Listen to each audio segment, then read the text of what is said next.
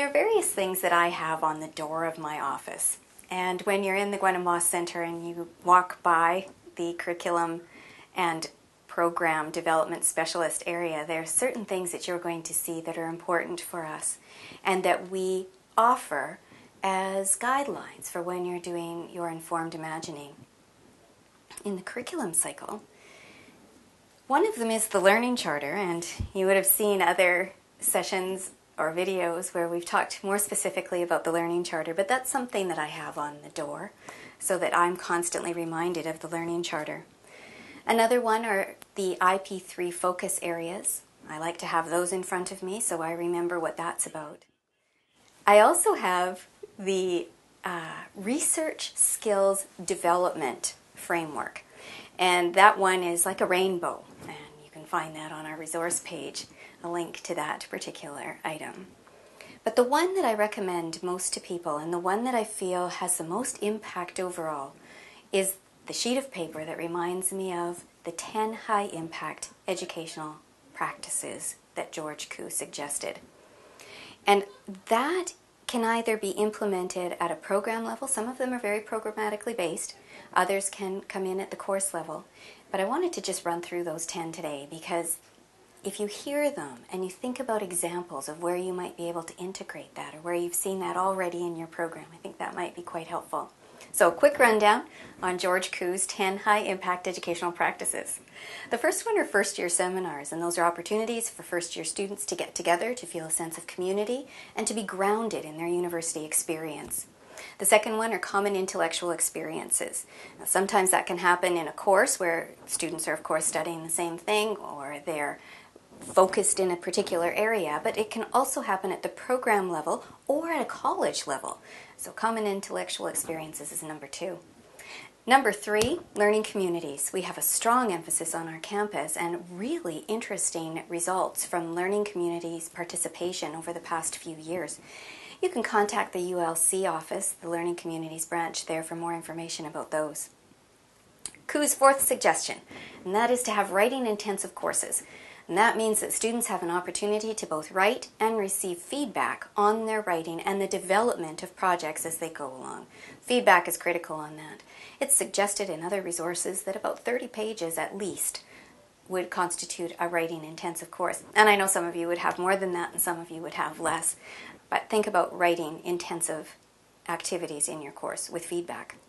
The 5th one, when students have an opportunity for collaborative assignments and projects, this again speaks to the community and just getting the brain working in different ways. I read a quote one time that said, "Conversation is the laboratory of learning." And I think when students are working together on a project and they get to talk things through, you know how it is when you're brainstorming with colleagues and just ideas start snapping and flowing and the synergies that happen. Well, that's what can happen when you put carefully structured, and I'm going to emphasize that, carefully structured projects and assignments where the focus is on coming up with the very best one. If you're interested in techniques on how to make that not one person in the group doing all the work or nobody doing anything or somebody doing everything, please take a look at the Cooperative Learning Guidelines because they can be very, very helpful. There are several resources on that, and again, talk to us at the center if you would like more specific information on that one. Undergraduate research is another one of Koo's 10 high-impact educational practices, and I like to offer the idea of thinking of that as inquiry-based learning.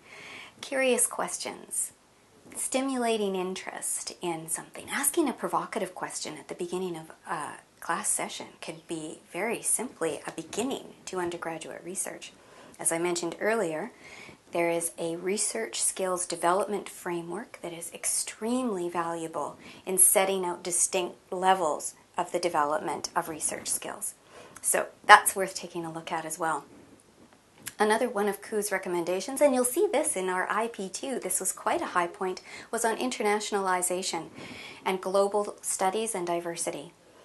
I'd like to offer just a little bit of a twist on that. When I think about diversity, and I have the privilege of working across campus, I get to see how people in different disciplines think. And to me, diversity of thought, or coming at a concept from a variety of perspectives, is hugely valuable in the understanding of that.